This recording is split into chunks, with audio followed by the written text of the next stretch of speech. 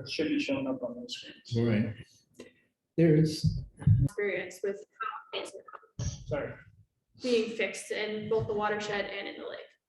So without further ado, I understand that you guys have a long history of poor water quality at Pokepog, and I really feel for you. It's unfortunate and it's difficult to watch, and it's very frustrating. I like to liken it to a tragedy of the commons, which is a publication from the 1960s by Garrett Hardin, where he talks about resources and common resources being used and declining to the point where eventually they succumb to collapse, where everybody that has private property around the lake and in the watershed has to do their part in order to improve water quality in the long term. And unless you have total buy-in from everybody in the watershed, it's going to take a lot more time and investments and money to be able to improve long-term water quality and stop cyanobacteria blooms from happening. I have a little quote down here. I think it's important to remember that there have been millions of dollars spent in the watershed over the past 50 to 100 years in watershed development, shoreline development, property development, and it's not that it's going to take a similar amount of money to remediate the cyanobacteria blooms over time. It's not going to take the same amount of time, but the ball has already rolled downhill, and right now we're trying to push it back uphill. And it's definitely going to be costly, and there are ways to fix and improve water quality over time, but none of them are foolproof. And this is a problem that is nationwide, worldwide, and cyanobacteria blooms are a difficult situation to cope with. So the town is working towards improvements in the watershed, they're working towards in-lake management, and they're working towards renewing outreach and public engagement, because I think that was one of the things that was lacking in the last few years. So the 9-element plan was published in 2017. Sorry, guys. Published in 2017, and that plan essentially built on the 2009 Total Maximum Daily Load report. The TMDL was published by AECOM, and it fulfilled the Federal Clean Water Act law requirements because Connecticut DEP had listed Pokepog as an official impaired water. When that happens, the state is required to report to Congress in their letters to EPA to show that they're making steps to improve water quality at impaired waters. So the TMDL report happened because it needed to happen. Unfortunately, TMDLs are not the best approach for watershed pollution and stormwater pollution, because stormwater is what we call non-point source pollution, where it's the death by many cuts, where there's small quantities of nutrients coming from many, many different sources, versus point source pollution is better if you're trying to target one large thing. So like a sewage treatment plant or an industrial outfall. So in the last 10 years or so, EPA and the state DEPs have started to transition to what we call these watershed-based plans, where those are more appropriate in the long term for identifying things and places in the watershed that really need to be fixed, and then going through that and systematically updating things in order to improve the nutrient flow to the lake. In both the 9-point element plan and the total maximum daily load assessment, it was estimated that about 65% of the total load of nutrients to Lake Pokepog was from watershed sources.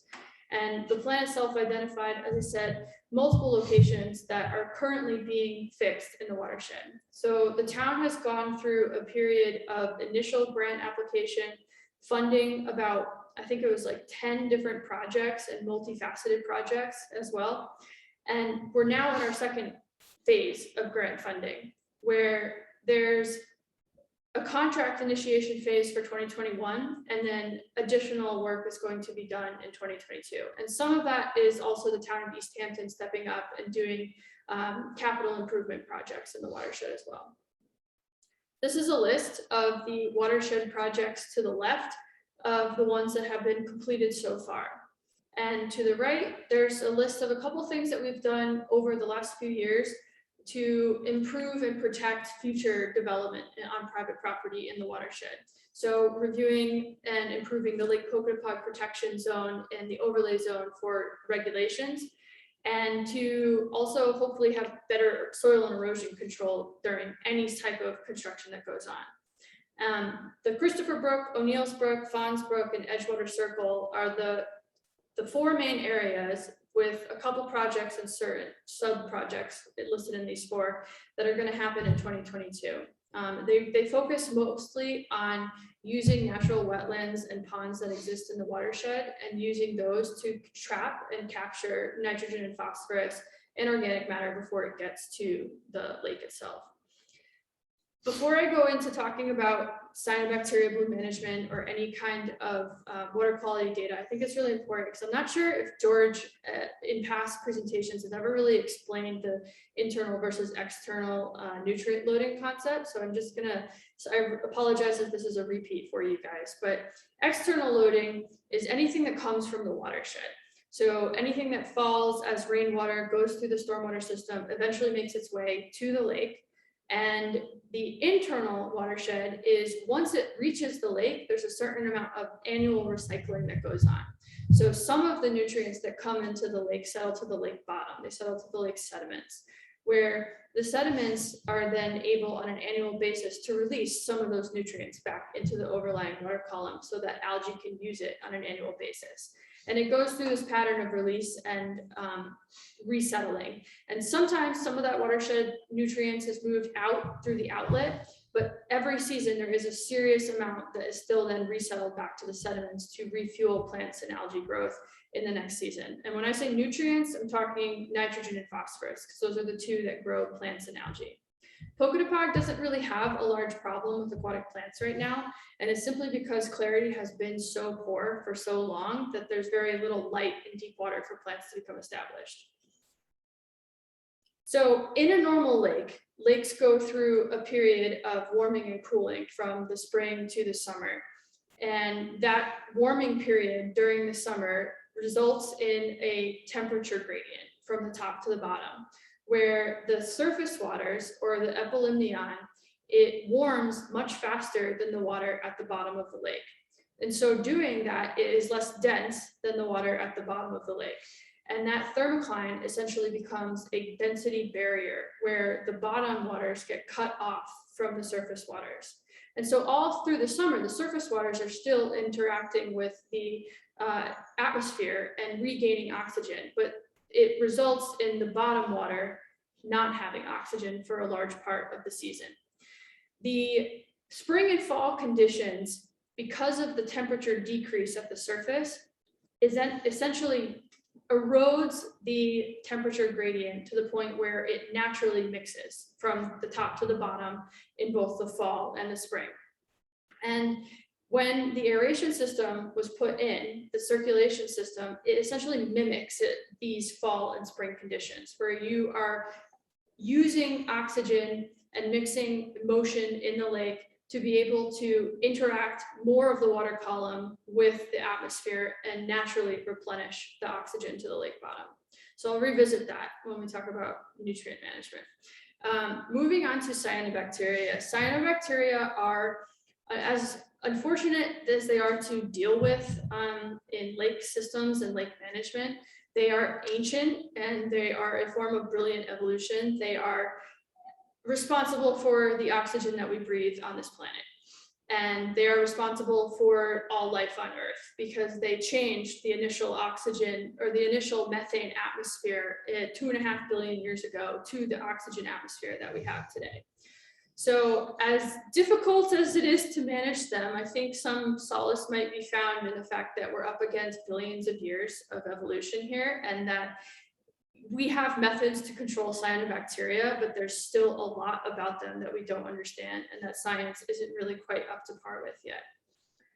Even in the last 5 years, we've gained a lot more knowledge in this realm.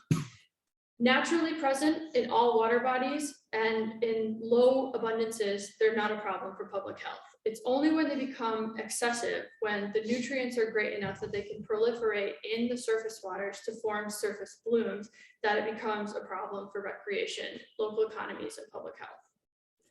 I've put some resources together for you guys, and I'll have Jeremy pass this out if you guys want to be able to click on some of these. But the first USGS publication helps you identify what to look for, because regardless of what the public health posting is at the beach, conditions in your area of the lake are probably going to be different, and it's frustrating, but it's good to know what to watch out for and to be able to make your own decisions about whether or not to swim on a particular day or in a particular area. The DEP and World Health Organization and EPA all have additional resources. The EPA Region 1 also, I think I've spoken about this before, but maybe not publicly. They have this program. It's called the EPA Regional Monitoring Collaborative. And we were a part of that in the initial couple years from 2015 to 2017 when it was just getting started. And they were at that point really just trying to get information about blooms in the region. And they really didn't have the ability to do any toxin testing at that point. But they have started to do more toxin testing. So there is a chance, if we can get some volunteers to be out on the water more frequently than we are able to come out, it could be a part of the EPA monitoring collaborative, and they might be willing to do additional toxin testing, which I think would be really important for Lake Pocatapog and trying to understand how it's changed in the last couple of years. The formation of blooms. So this is a large topic, but I'm trying to boil it down to 4 main bloom formation types. The first one is when blooms start and grow in the surface waters, and they grow and reproduce via cell divisions and eventually accumulate at the surface. They have to have the nutrients in the surface waters to be able to grow and proliferate in the surface. The second type of a cyanobacteria bloom starts in the middle of the water column, where in certain types of lakes, usually where there is some level of anoxia, cyanobacteria like to accumulate either close to the bottom or in the middle of the water column. And then when conditions are right, they synchronize themselves and move all the way to the surface together. It's some sort of quorum sensing that science doesn't fully understand, but usually is temperature dependent, temperature and light dependent. The third form is the growth of planktonic types of cyanobacteria. So planktonic meaning that they actually like to be in the water column, but they start their growth phase on an annual basis from the bottom sediments. And this is from the bottom sediments, not in the deep water. This is bottom sediments in the shallow water, followed by a period of recruitment, so movement to the water column. The fourth type of cyanobacteria, which is present at Pocatapog, but we've never spoken about because it remains hidden at the bottom of the lake, are benthic mats. So a type of periphyton, meaning that it grows on top of the sediment surface, or it grows on top of rocks or on plants. There are benthic cyanobacteria mats in Pocatapog about the 6 to 8 foot range, and they have never come to the surface. But if they should in the future, the photo all the way to the right is what that would look like. They're very, very tough. They are acute. They're described as being like horsehair in that they form these surface mats when they start to rise to the surface. So they do also produce toxins. So that's something else to be aware of, even though it's not been experienced yet. It does happen in many other water bodies. So when someone comes to me about a cyanobacteria bloom, my first inclination is to try to understand what type of bloom it is, whether it's short-lived, whether the water is relatively clear under the scum itself, is it sustained, how long has it been in the water column, where did it originate, how large are the colony sizes. All of those questions are going to influence the type of management that should be implemented for controlling cyanobacteria, because not all techniques work with a specific type of cyanobacteria. And it is also extremely frustrating that sometimes you'll implement a certain type of technique and cyanobacteria will outsmart you and then shift to a different taxa. So that's also something to be aware of. When scums form, so typically scums had never formed at Pocatapog. It was always just a very bright green throughout condition. And in 2021, we saw some of the first real surface scums towards the end of the season. A surface scum is a result of cyanobacteria having the ability to regulate their buoyancy in the water column. So cyanobacteria have these little air pockets called gas vesicles, where they are able to, based on the amount of photosynthesis that's happening in their cell, either expand or contract these gas vesicles that allow them to move up and down in the water column when they want to. So they move up in the water column to receive light, and they move down in the water column when they need to receive new nutrients if they've exhausted nutrient concentrations in the surface waters. Sometimes big colonies and larger celled cyanobacteria have a harder time regulating their buoyancy, which means that they could go from being occupied in the first half of the lake to suddenly, if environmental conditions are good for this, they'll migrate to the surface and they'll lose control of their buoyancy once they hit the surface tension of the water. At that point is when the blooms start to migrate and to move and accumulate in shoreline environments. And that's one of the major reasons why the conditions at Sears Park might not be at all similar to the conditions that you see on your dock across the lake. And it makes management and public health guidance, unfortunately, very difficult. I should say that smaller celled cyanobacteria don't readily form the surface scums that we saw in 2021. So the smaller cells are better able to regulate their buoyancy and tend to not get stuck at the surface as much. This is a picture showing the bloom in the late season. I think this photo is from October at Poketapog, where you can see the migration on a relatively calm day, where it all came to the surface, and then slowly as the wind pushed it into shore, you could see there's a definite line of where the concentration of cells has accumulated, and it got more dense as you got closer to shore. This might be a little bit too information for everybody, because I don't know how much you actually want to hear about cyanobacteria recruitment, but one of the major ways that you're going to see blooms in the early season is because of their resting cells. And I want to make a point that just because you have low nutrients in a lake doesn't mean that you won't have cyanobacteria blooms. And I know that we're all trying to manage the nutrients to improve cyanobacteria conditions, but it's still possible to have cyanobacteria blooms in low nutrient waters. So that's unfortunate, but it's because they have this resting stage where they're able to get nutrients directly off of the surface of the sediments. And then based on environmental conditions and resuspension conditions, they can then pop up in large colonies and form those scums on the surface and in shoreline environments. It happens occasionally at pretty mesotrophic or middle of the road nutrient conditions in other lakes in the state. And it seems to be becoming, unfortunately, more common. And certain types produce those resting actinids, and other types just produce large colonies that like to sit on the sediment level themselves. So the important thing here is if there's no nutrients in the surface, the cyanobacteria bloom will only last a couple days. If there are the nutrients in the surface after this recruitment has happened, it's going to last the whole season until they exhaust their nutrient sources. Position in the water column matters too. So we go out and take these 3 meter top to bottom, so it's top to 3 meter depth samples, and that's consistent with the National Lakes Assessment Method from the EPA, but it's really not always appropriate because, as you can see from this image here from the USGS, cyanobacteria are capable of occupying many different locations in the water column. In the pre-aeration phase, most of the accumulation of cyanobacteria at Poketapog was in the A and B category, dependent on the temperature structure and the placement of the thermocline. Now that we don't have a thermocline during the summer anymore, it's more like E, where cyanobacteria, because the water column is currently mixing, is able to grow in a much larger volume of space. So if the aerators are turned off, it might result in an immediate migration to the surface, which I think is what we saw when the aeration system was turned off in the late season.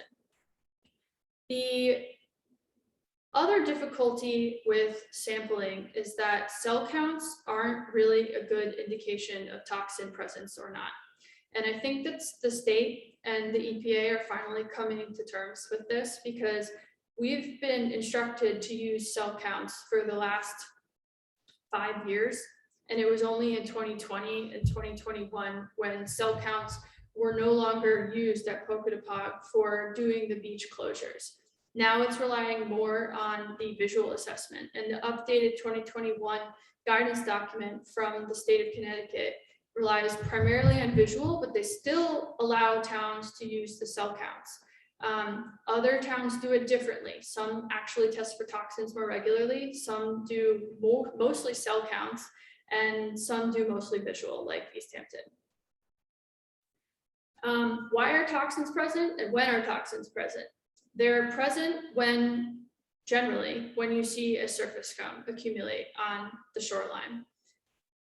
At Pocatapog, we had never before 2021 tested high toxins in the shoreline environment.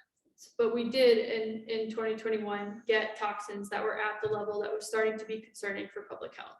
So generally, despite the fact that there might be a beach closure, if there's no scum in an area where you're swimming, your exposure is relatively low.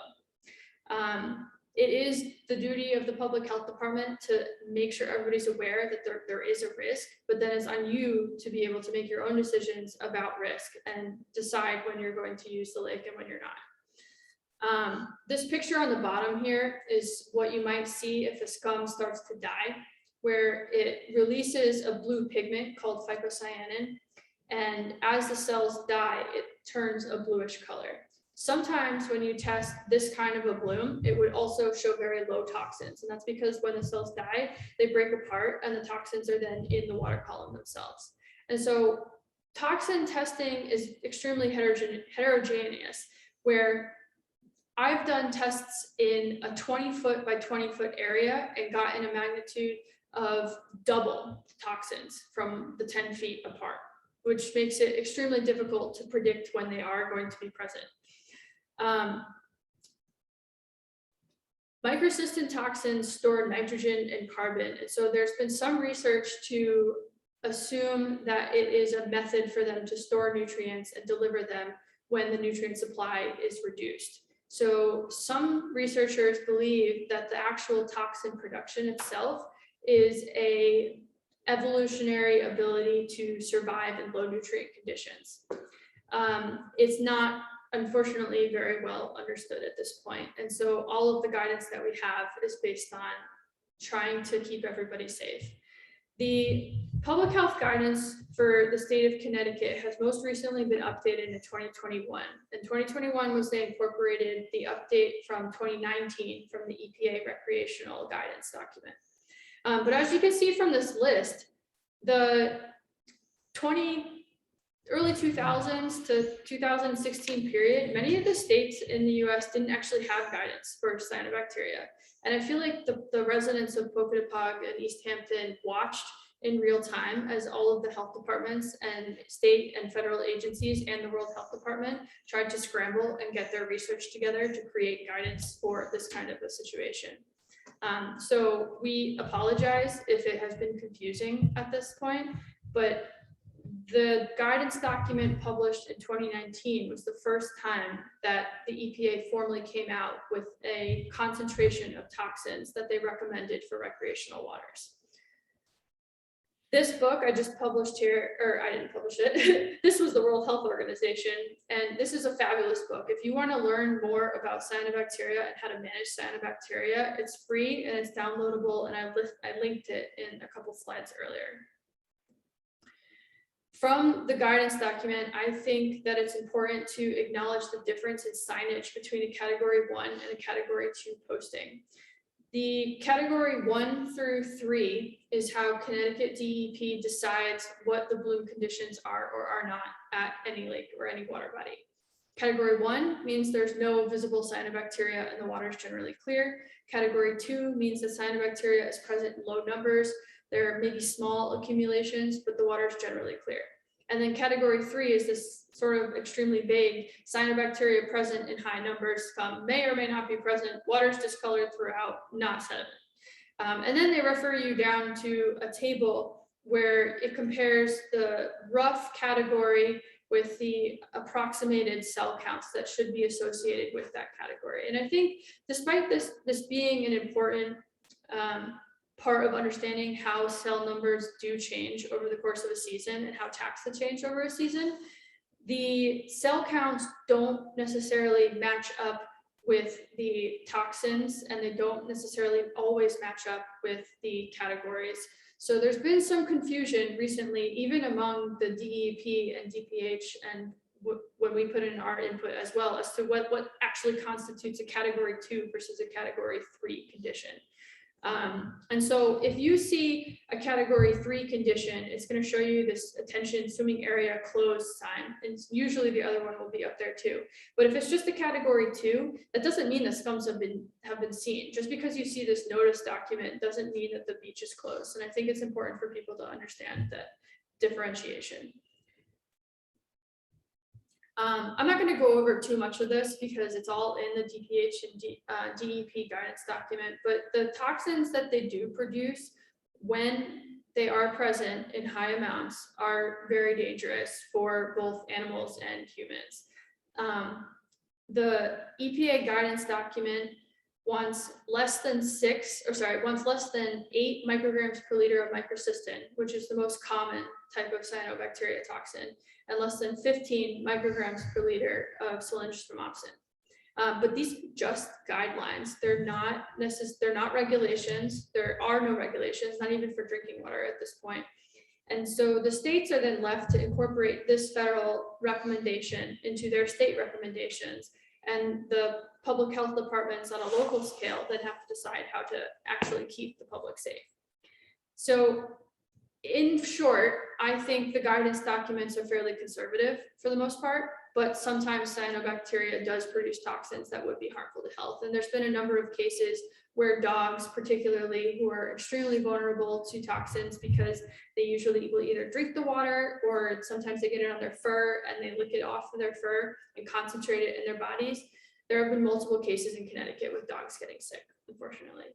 Not a poker pug that I'm aware of. These are some slides just to demonstrate how other states show cyanobacteria blooms in public waters. California, New York, and Oregon have really, really good public reporting and transparency, and Connecticut and other states can take note because they don't have a good method of public reporting. And I think it's time that we move towards some sort of a way for people to really understand the widespread nature of cyanobacteria blooms. The photos need to be more widely available. Toxin testing needs to be more widely available. And right now, the best that Connecticut has is using this Bloom Watch app, where you as citizens can take photos, download the app, and upload them, and it's automatically going to report those bloom conditions to this federal site. And if you go on the Bloom Watch map experience through this link, it shows you bloom conditions that have been reported by volunteers all over the country. And it keeps a record of things and it helps people understand what to look like, because the photo at the bottom, though it looks like it's a high concentration bloom right there, it probably isn't like that in most of the area where you'd actually be swimming. So again, 2021 was the first time that we had seen the toxins at relatively high levels in the shoreline environment. Unfortunately, the aeration system and bioblast didn't seem to be able to stop the cyanobacteria blooms, and we don't know what made them worse this year. There was a number of indicators in the data that suggested that it's possible that there's been some mixing of nutrients from the bottom into the surface waters, but we also had a lot of rain this year. And rain, of course, brings more nutrients to the surface and helps those blooms. So what can we do about cyanobacteria? Really, there's only 3 main ways that we can manage them. The first is to kill them with algicides. And those common algicides are copper and or peroxide-based products. The temporary fix here is less than usually about 3 weeks of control, which is why algicides haven't really been popular as a method of control for cyanobacteria. The copper products are also given a bad rap because when you use them too much, sometimes copper sulfate can have a negative impact on the sediments over like a 30-year time span. There are water bodies in the New England region and New York that have been doing copper product applications to manage cyanobacteria for over 40 years. That's when you start to see problems with copper in the sediments. The bioblast product and how that works is still not clear. There's research to suggest that the bioblast product may act as a bioalgicide and that it may provide temporary fix or temporary relief from the blooms. But it might also have another benefit that I'm not aware of at this point. The other method is to outcompete cyanobacteria somehow. So to either try to make them sink or try to stimulate other types of algae and bacteria to grow in their place and to have the other types of phytoplankton use the nutrients so cyanobacteria can't get to them. The outcompete method here is one of the major reasons why people move towards circulation aeration systems, because in trying to circulate a lake, it's possible to shift the community of phytoplankton away from bloom-forming cyanobacteria and more towards less harmful and non-toxic green algae or other types of phytoplankton like diatoms. And so that is one of the main goals of using an aeration system like the circulators in Coconut Pod. The third way is to take away the nutrients, which is obviously easier said than done. We've been working towards watershed nutrient management, and the aeration and oxygenation method also can reduce nutrients in the lake, specifically from the internal loading location in the deep sediments. The third method for taking away nutrients is locking them up in some type of mineral, where the mineral application is applied to the surface and it binds phosphorus available in the water column and then settles out to a stage where it cannot be used by algae and remains in the bottom of the lake. Yeah, we don't want cyanobacteria. So I attempted to explain this at the last town council meeting, where there's lots of different kinds of aeration and there's lots of different kinds of circulation or oxygenation. And the one that's in Pocono is a circulator, in that the bottom plates that have the diffused air are creating an upwelling current. So it's pushing the water from the deep water, following the bubbles as they rise to the surface. And then when it hits the atmosphere is when oxygen can then be replenished and then put back down. And these little currents all around all of the watershed, or all of the aerators, create an artificial mixing that continues to supply oxygen to the bottom of the lake, despite the fact that it used to lose oxygen during the summer. Unfortunately, this year, the cyanobacteria wasn't fooled and the community didn't shift away to a green algae or another type of non-toxic form of bacteria. The bioblast treatments may also be very key in the combination of the circulation aeration here. I still don't fully understand what the method and mode of action of bioblast treatment is, and it's very possible that there's a dose determination in there that could be better than what we're doing right now. And the timing of bioblast treatments is also probably very important. And because we've had so few of them, there's just not enough information right now for me to say what they're doing or what they're not doing. The aerators are working though, so everybody should know that the aeration system is adequately aerating the entire 2 basins where those systems have been installed. There's no question about that. Oxygen throughout the season, minus a couple very small areas at the bottom of the lake, have mostly fully oxygenated conditions. But the watershed load is still high, and the nutrients coming out of the sediment to some degree are still going to happen even if oxygen is present. So that's one of the main points that I've tried to make, is that the watershed is still going to be a problem. And despite the fact that we've been now circulating the lake, the nutrients at the bottom are going to shift to being released instead of an anaerobic way to an aerobic way. So the microbes at the bottom are still decomposing that muck, right? and the nutrients are eventually going to make their way into the water column. And at some point, they might be flushed out of the system, which I think, after talking to the Everblue folks for a number of times, I think that's one of their main goals, is to try to get it into the water column and flush it out of the water column. But time will tell how it continues to work in the future. I am here to report information. I'm not here to criticize anything. I am just giving you the stats. And I think if you want more details and recommendations, you'll find that in the 2021 final summary report. This is a figure of water clarity over a very long period of time that you've had water clarity being collected. If you look at this graph here, you look at it from the top being the surface of the lake and 0 meters, and the bottom being deeper into the water column. So as you get higher on this graph, as you get closer to the 0 to the top, that's generally worse and poor water clarity. And the moderate level cutoff is usually around 2 meters of water clarity. So if we could get over 2 meters of water clarity at Poketopog, we would be happy, because generally that means that it's not dominated by cyanobacteria blooms. And unfortunately, all of the 2021 values were less than 2 meters. So this is a point that it's not that the aeration system is not working, it's that you used to have a seasonal succession where cyanobacteria and or algae or diatoms would grow at a specific time of year. And because there's no longer the thermal stratification event during the summer, that doesn't happen anymore. And so you don't get any clear water phases based on that June time period where phytoplankton grow in the spring, and then in June, the zooplankton will eat the phytoplankton that grew in the spring, and then you typically have that clear water phase right as the temperature stabilizes, and some of that is going to settle out of the water before the cyanobacteria in the summer start to dominate. So that didn't happen. We had mostly cyanobacteria fairly early in the year this year.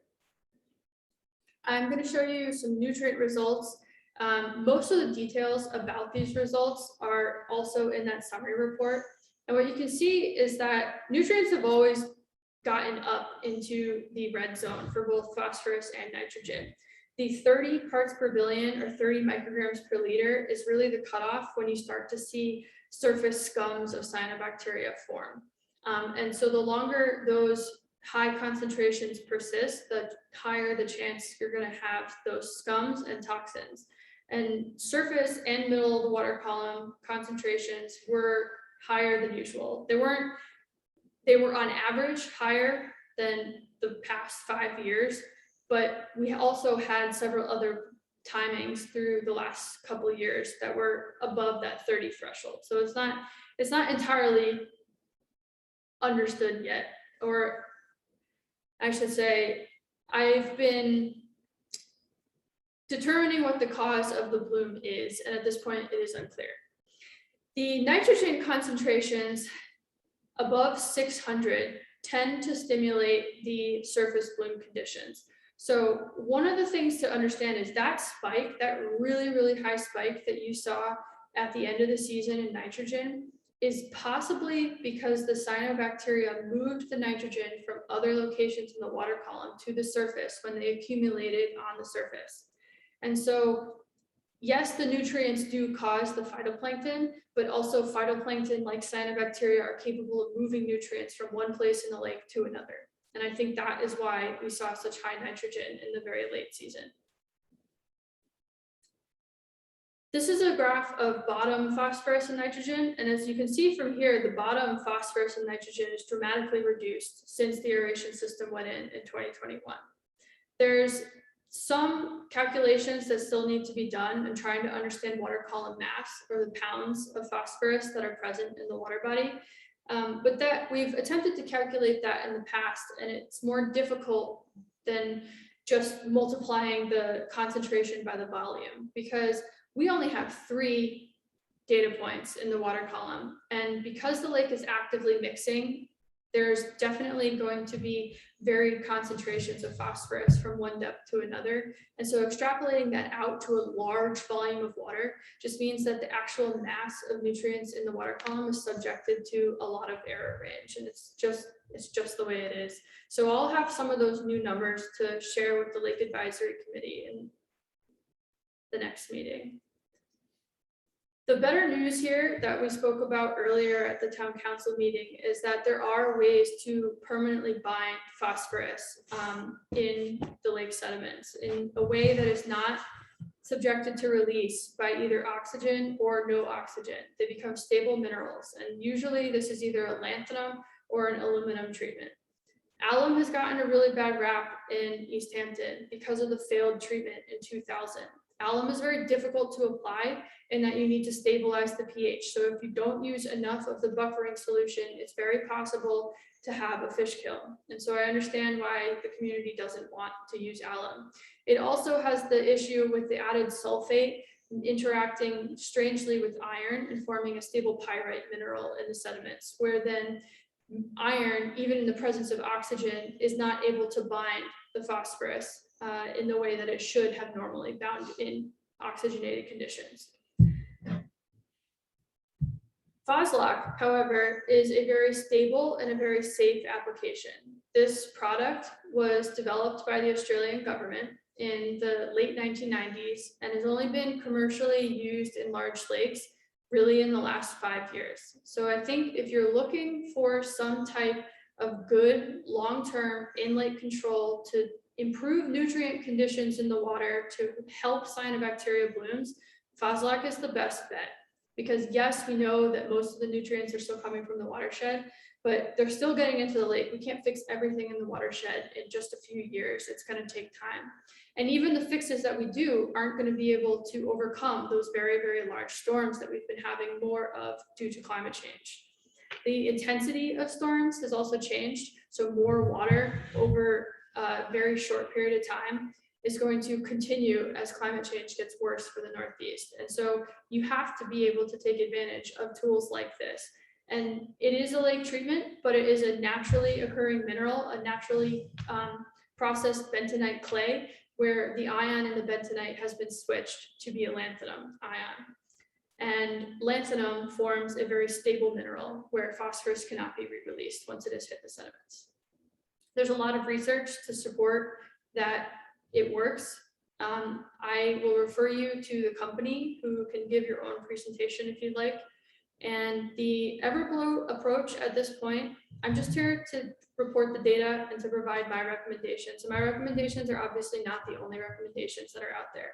Time will tell if the circulation and aeration bioblast combination is able to eventually stop cyanobacteria blooms.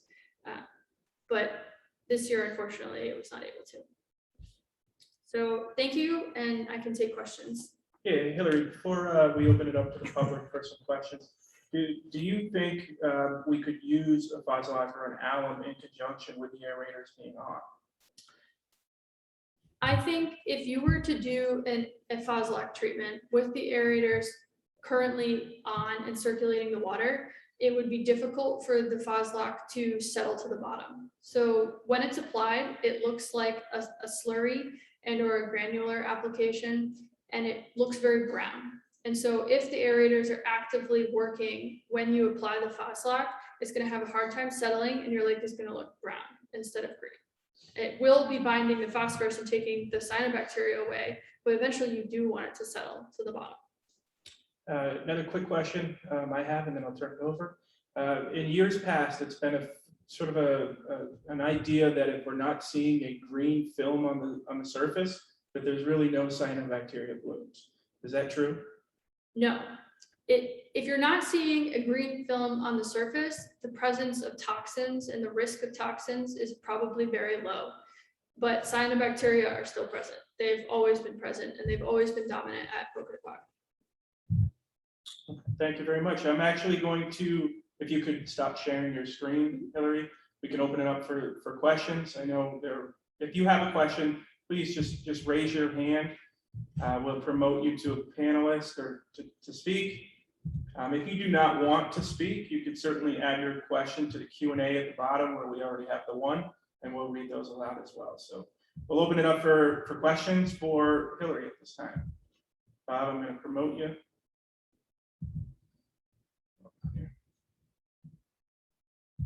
Actually, Hillary, you got to do it. It's your panel. You're the host. So just click on Bob and give him privilege. I don't see the list of people. Oh, here we go. Bob Hart. Yep. Stand All right, Bob, just unmute yourself and you can ask your question. Can you hear me? Yep. Yes. Okay, actually, I have a few questions. Some may require a little back and forth, so let me just try starting out here. Do you agree or disagree that all of the stormwater drainage systems in the watershed feed dissolved nutrients directly into the lake? I agree, they do. And therefore, should all watershed property owners be treated similarly as lakefront property owners, and for instance, the Lake Smart program? Yes. Okay, I've never heard anyone agree with that before, so that's important. Next one, does the old controlled phosphorus versus nitrogen lake experiment, I think it was done in Canada, Yeah, the Schindler experiment. that shows that only phosphorus controls algae blooms? Does that apply to Lake Pocatapog? I'm not sure. That whole experiment has a lot of new research that talks about co-limitation and co-nutrient limitation. It is generally accepted that yes, phosphorus is the limiting nutrient in fresh waters, but in certain circumstances, an overabundance of phosphorus and a subsequent overabundance of nitrogen might shift your type of cyanobacteria in the water. Okay, it was interesting in your graph to see how this year the nitrogen levels started out quite low, but only rose towards the end of the season. And yet we had bad water clarity the whole season. By the way, at my place on Spellman Point, we also had major scums right into November this year. And regarding scums, you mentioned only this year. Well, I have pictures of major scums many years ago. So it's happened in the past. If you have scum pictures from many years ago, would you be able Yes. to give those to the town for record keeping? Because I went Yeah. through all of the documents from like since the 1980s and didn't see any scum pictures. I just saw the poor clarity from like 90s or something. Right. Well, I just, happen to take them right at my property, right at my dock. So it was quite obvious. They're pretty major back many years ago. Anyhow, so what, you're interested in perhaps getting a hold of those pictures? Yeah, definitely. You can submit them directly to the Pocatapog Volunteer Monitoring Gmail account. Okay, all right. Have you worked with any 500 plus acre lakes with cyanobacteria blooms where you have shown substantial success in preventing blooms?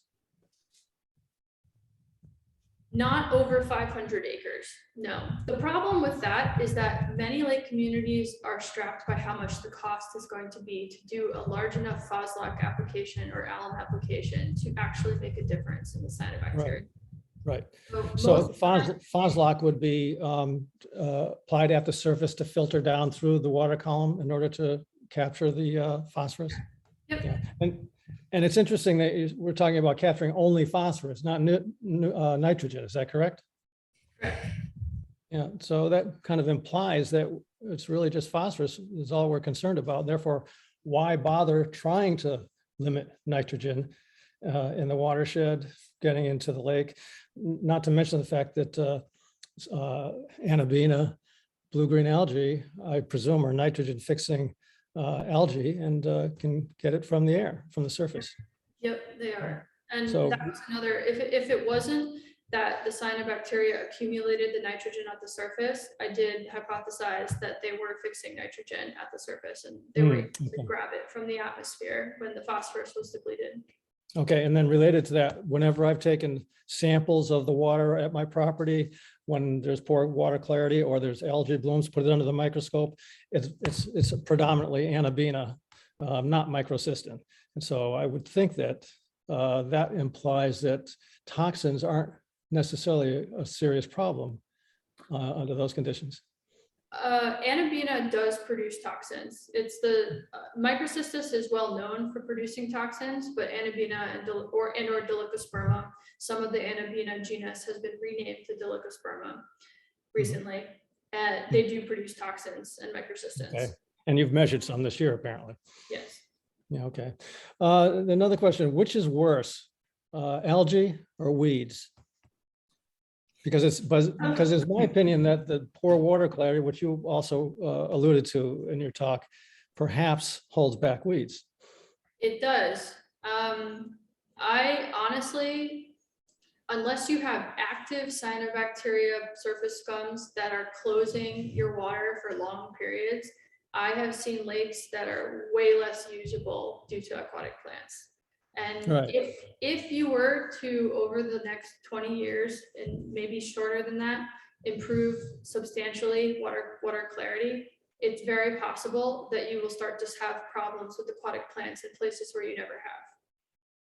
And so what's the recommendation in that with respect to that issue? Don't let invasive species get in the lake. Well, that's kind of difficult to do, isn't it? Yeah, it is, but having your own private boat ramp helps. And having so all of the lifeguards at the town beach have been trained for inspecting the boats that come in and out for aquatic invasive plants. Right. So I guess all I could say on that particular issue right now is we're getting a benefit here from having cloudy water. So it's not all bad. You may or may not agree. That's basically it. Thank you for the opportunity to get into all these issues. I appreciate it. Thanks for coming. Joe, you have your hand up. I'm not sure if that's from earlier, if you want to speak, but we can promote you to speak. Do I have to do that? Yeah. Hi, Joe. Joe, you're muted.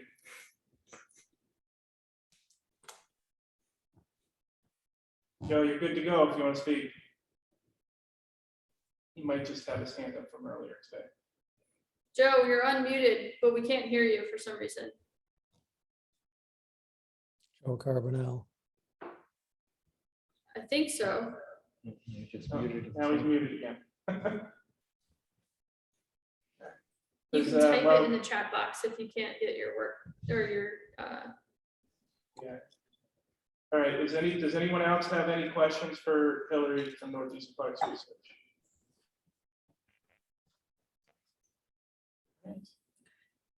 If you come up with any questions from here to next season, definitely email the Pocatapog Volunteer Monitoring at gmail.com address, and Jeremy and I will do our best to address people's questions as they come up. And I did also put my email in the Q&A at the bottom for anybody who's interested. The last part of this presentation, this won't take too much time, but thank you, Hillary, for coming out today and being part of this presentation. And again, anytime you have questions, just please email us. Our next speaker tonight, which we only have about a half an hour left, is our engineer, Steve Trinkus, who is a low impact development engineer for the town. He is the one, he's sort of the mastermind with Hillary in kind of creating these projects in the watershed for the grant and the capital project. So without further ado, I'm going to turn it over to Mr. Trinkus. Good evening, everyone. What I want to talk about is, and Bob Hart actually hit this point well, is everybody within the lake watershed is contributing, to the issues within the lake, because all of the water, whether you're right on the lake or you're a mile up at the top of the watershed, ultimately the runoff from your properties are reaching the lake. There, a lot of the nutrient loading is really two sources. There's, atmospheric deposition, which occurs, from, whether a rainy day, a sunny day, you don't see it landing on impervious surfaces, but when it rains, that deposition, primarily nitrogen and phosphorus, gets washed off into the drainage system. And as was pointed out before, the drainage system on all of the town roads and private roads lead right to the lake. That's the way it was set up years ago and has unfortunately continued. The second source of nutrient loading is, how we manage our properties. Most of us, if you take care of your own lawn, you may go to Home Depot, Lowe's, you'll buy your Scott's fertilizer in the spring, and you might buy the potassium, nitrogen, phosphorus fertilizer, and you'll put it down to what the bag specifications say, hopefully, because that's the amount of fertilizer your lawn can accept. However, not all lawns need the same amount of fertilizer. Your lawn may be nitrogen deficient, your lawn may be phosphorus deficient, and if you're putting down a nutrient that your lawn doesn't need, it doesn't get absorbed by the grass. It simply washes off and ultimately gets into the drainage system. So one of the things any homeowner can do within the watershed is to have your soil tested, before putting fertilizer down, to find out what, if any, nutrient you're deficient in. The local conservation services do that. There's also very simple test kits that can be purchased from Forestry Supply or Bent Meadows Company. Allow you to take a little soil sample, put in a test tube with an agent, and then it turns a certain color, and you look at a strip, and depending on what the color is, will tell you what, approximately what your nitrogen load would be or what your phosphorus load would be. And then if you're deficient in phosphorus, fine, you just get a fertilizer with phosphorus. If you're deficient in potassium, you do the same, and the same thing for nitrogen. Another simple way to reduce nutrient loads is, when you mow your lawn, try to keep when you're cutting the lawn, don't blow the cuttings out onto the roadway where they wash into the drainage system. Always cut, with the vent, going into your property, and also leave the clippings on the lawn. They will decompose and they will provide the nutrients right back to the lawn. Because when you bag up your clippings and you dump them in the back corner, they're going to decompose, and ultimately they're going to, the nutrients become soluble in rainwater, and they're going to run off and ultimately get to the road. So, let your clippings stay on your lawn.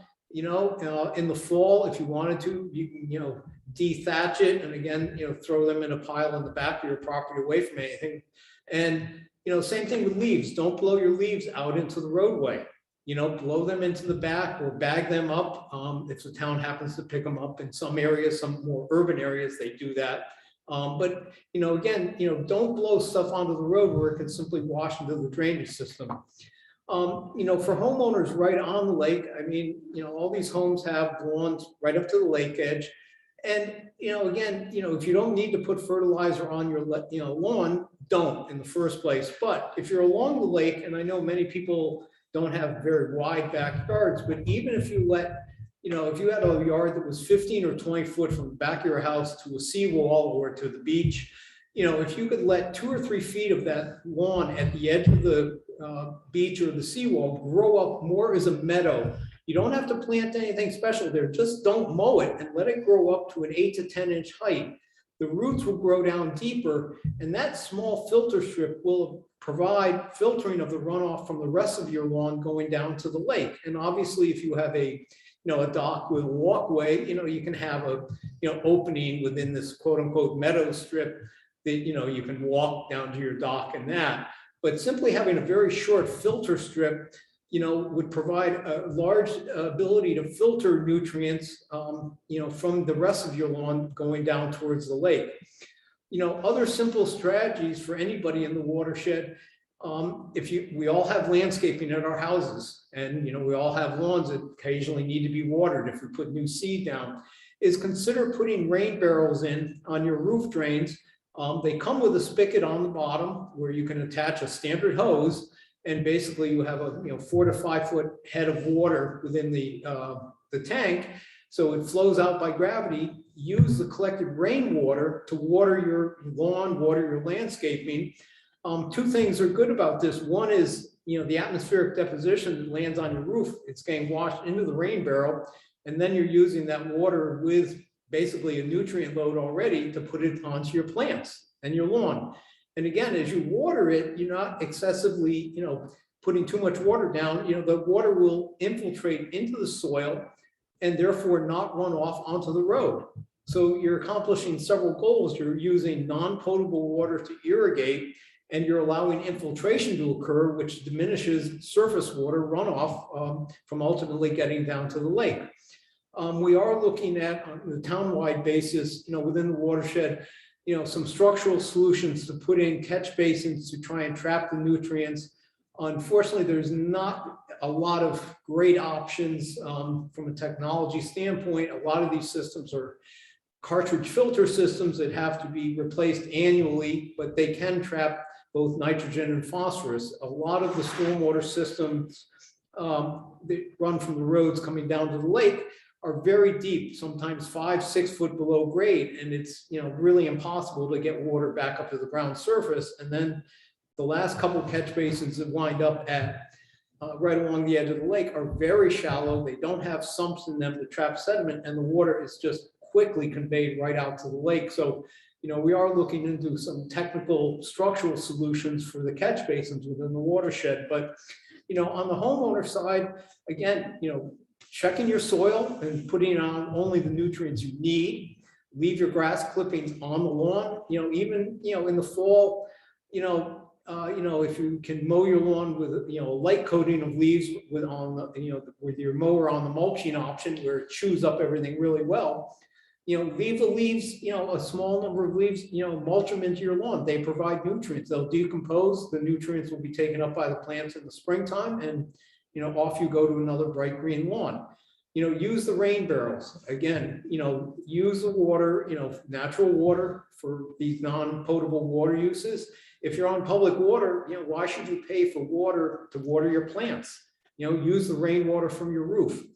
Again, you know, if you are, you know, near a water body or a wetland or right on the lake, you know, letting, you know, a minimum 2 to 3 feet, if not more, you know, grow up as a meadow strip along the lake will help filter the nutrients. You know, nothing is going to, you know, get solved instantaneously, but it takes time. But if everybody does very simple strategies over time, it adds up to a big positive impact on the water quality, because you're trapping these nutrients from getting into the lake, and that's the whole goal. So if you can reduce the amount of nutrients there, you know, as Hillary pointed out, you know, over time, what's in the lake may get reduced, and hence, you know, we get improved water quality. But, you know, it didn't get to a bad condition overnight, and it's not going to get back to crystal clear water overnight either. It is a process, but if everybody in the watershed does certain things, you can have a major benefit on water quality going forward. So that's really all I have, and I'd be happy to answer any questions people might have. Yeah, just before we jump into the questions here, I am sharing a screen right now that we use for, the Lake Commission uses the 21-step process in protecting the lake as homeowners. And if you see from this document, you see a little sign down here, that is part of our Lake Smart program. We do go through and look at these to see which ones you are, you know, offering and putting out there on your property to see if you are a Lake Smart resident. So this is something you could find, and Steve pretty much hit on every single one of these that you could do as a homeowner on your property to make sure that, you know, you're being a Lake Smart resident. And, you know, if you're doing this already and you know you are, please reach out to us, because, you know, even if it's not, I can't give you the answers. Steve has definitely come out a couple of times or even, you know, spoke up and helped out with certain issues or answered questions that we can on our end. So this is a good document. Again, can be viewed on the Lake Commission's website, on the town of East Hampton's website. Just click on the Lake Commission, Conservation Lake Commission. You could find all this information. So, you know, again, if you're interested in that, please feel free to reach out to us in the email below, and we'll come out and look at your property. I know Chuck is in the house, the chairman of our Lake Commission. He had a question for Steve. Steve, I'm thinking that some of the folks who have property right on the lake obviously are, it's pretty obvious what their situation is. But can you talk a little bit about the watershed, you know, a mile up the hill on the north side and south side, and maybe give some information as to how people can find out if they are in fact in the watershed where their runoff is draining and winding up in the lake? Well, I think Hillary, is part of the 9-point plan or some slides she sent me, had watershed map, you know, they defined the limits, maybe it was from the AECOM study. They defined the limits of the watershed, and that map could probably be provided to the town. And it would give you a pretty good idea, you know, looking at it, if you are or you're not in the watershed. I think everything probably on the west side and the north side within, you know, a good half mile, if not more, is all within the watershed. You know, I think on the east side, when you get up towards Dollar General, you know, it begins tapering away, but like the Edgewood development here above Town Hall is all tributary to the lake. And the most recent part of this project, the developer proposed the apartment buildings behind town hall, I was retained by them to modify the stormwater basins to provide a focus on water quality versus just stormwater detention, to go more with the constructed wetlands to, build a system that will reduce nitrate loads from a lot of directly connected impervious cover.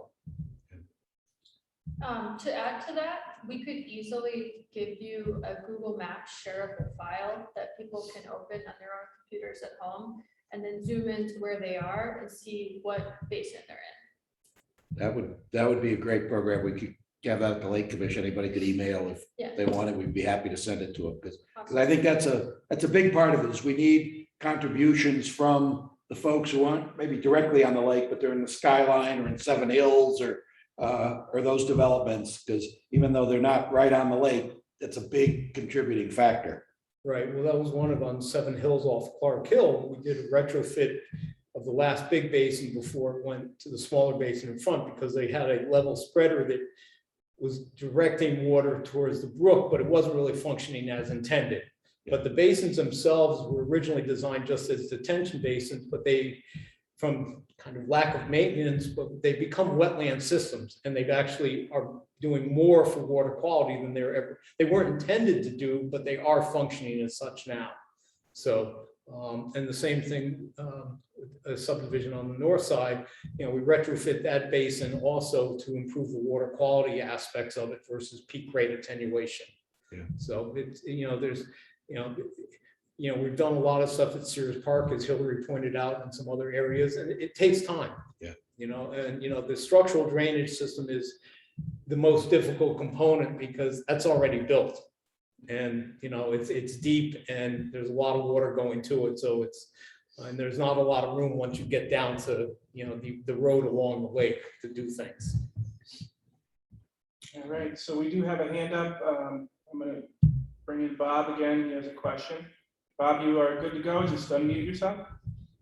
Okay, once again, it sounded as if maybe in one or a few of your recommendations for reducing nutrients inflow into the lake from the watershed, that you were perhaps emphasizing more waterfront owners, what they can do as opposed to anybody in the watershed outside the lake. For instance, buffer strips, and a few other things perhaps. Do you really intend to only suggest buffer strips are applicable to lakefront properties and not the rest of the watershed? It depends on how your lawn is. I mean, buffer strips can be effective, especially in some of the larger subdivisions where the lot may pitch up from the road, so everything is draining to the road. So again, doing a filter strip, in the front of your property along the road that maybe is maintained at 6 or 8 inches, because all the runoff is coming to the road, would also be effective. But a lot of the smaller lots, off Wagnot and things like that, I mean, the lawns sometimes drain from one property to the other. They're not directly to the road, and the lawns are very small. The biggest thing is, not to apply fertilizer that you don't need. If you don't put a pollutant down, then you don't have to worry about, getting rid of it. So, simple lawn management where you leave the clippings on the lawn, you test the soil, and maybe, there's a big movement to going to more, getting away from manicured lawns, which are not a natural environment, and, letting them become more meadows, or doing, permaculture where you've got, more like creating butterfly gardens and, creating more meadow areas and, minimizing your bright green lawn. Those are all effective techniques that could be used anywhere within the watershed. Okay, well, do any of your recommendations apply only to lakefront properties and not the rest of the watershed? Oh, no, they apply to everything. I mean, if you have a big lawn and you could put in a filter strip before the water is running down the front yard to, hit the road, yes, a filter strip would be applicable there, even if you're a mile up the hill. Okay, I appreciate that. I just want to emphasize that issue of lakefront versus watershed. Should there really be a difference? And it seems like there should not be a difference in No, there how isn't. the properties are treated.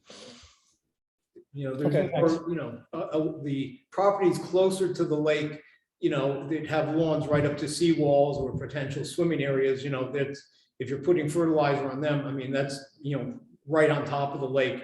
But, if you've got, like I said, a large lawn that is coming down to the roadway, and you do put a lot of fertilizer on it, doing a filter strip there would be, also very effective, for filtering the water. But again, lawn management of not putting stuff down that you don't need is also key. I mean, the other aspect of homeowner maintenance, and even quite honestly, lawn company maintenance, they're not, testing your soil. They're putting out what, their program recommends, 4 times a year, they put X down in the spring, Y down late spring, early summer, and then fall.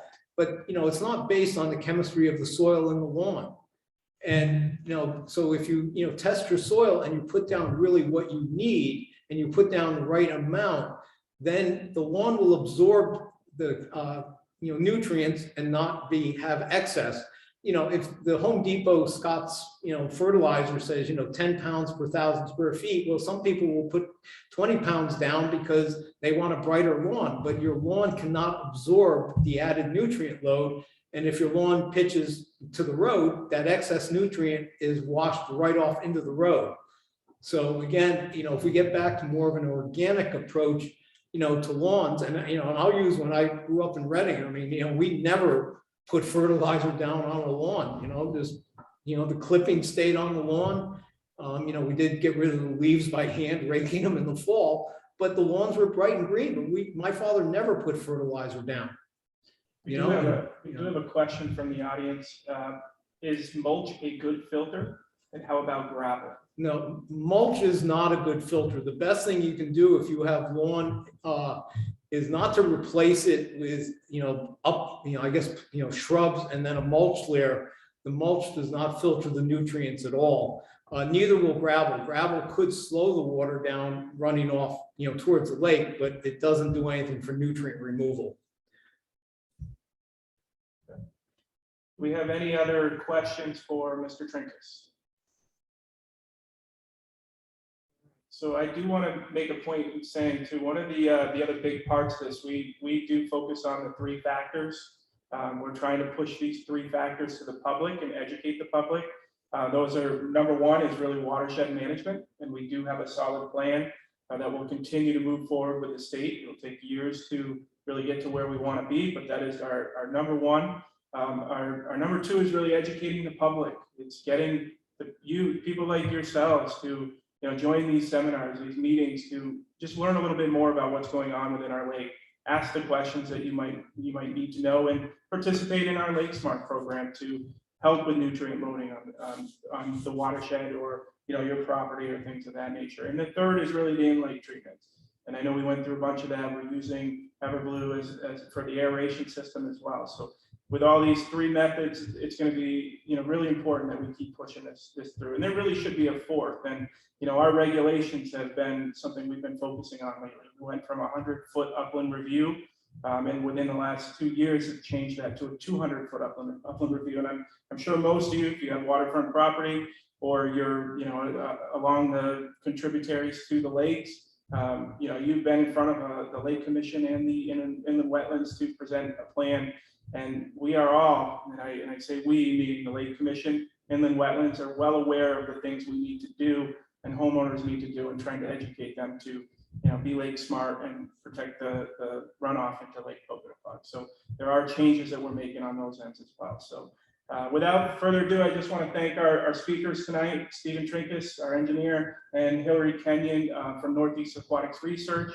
If you have any questions, my email was in the question and answer. You can also find it. It's again jhall@easthamptonct.gov. I can forward any information to these guys at any time. Please reach out with any questions, any photos that you may have. And I want to thank everybody for attending tonight. We will look to try to do another one of these seminars to the public. This was more for lake associations. Probably as we get closer to the spring months, we'll start to formulate another date where we can have one of these open to the public as well. So again, thank you everybody for attending. Appreciate it, and have a great holiday. Good.